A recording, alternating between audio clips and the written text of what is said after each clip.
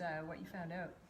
So originally, my grandmother had breast cancer and she passed away, and my aunt was 41 when she passed away of stomach cancer. So back in 2009, my dad and I started to look into it with his family tree. We did all of his family. So my grandmother had 6 sisters, and it seemed like someone from like each one of the sisters, someone had cancer, and each one of their kids had cancer.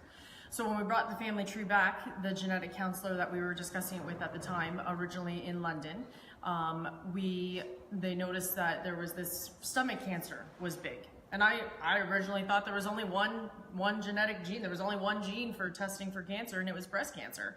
So when they said, oh, there's the stomach cancer gene, I said, oh, well, okay.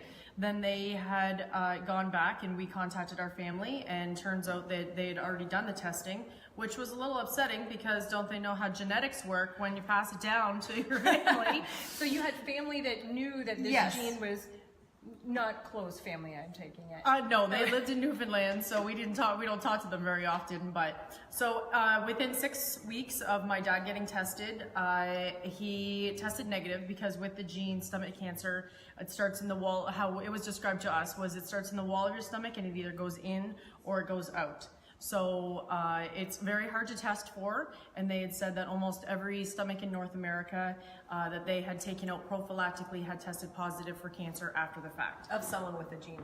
Yes, with the gene, yes. So obviously when my father got tested, 2 weeks later he came back, biopsy showed that yes, in fact, he did have stomach cancer and never knew it. Luckily, 11%. So he already was Yes. progressing down that road. Right, so then my brothers, both my older brothers and myself, all tested positive for the gene. And all of us elected to have our stomachs removed prophylactically. All of us testing negative for cancer beforehand, but all of us having the gene, and all of us had cancer and never knew it. So I had stage 1 stomach cancer and never knew it, but if I hadn't gotten the genetic testing, then potentially it would, I may not be here today. Yeah. And mine is also associated with lobular breast cancer. So back in 2011, I elected to have a double mastectomy with reconstruction, similar to what Angelina Jolie did. So very, very fitting that She said she was Angelina Jolie before Angelina Jolie was. Yeah.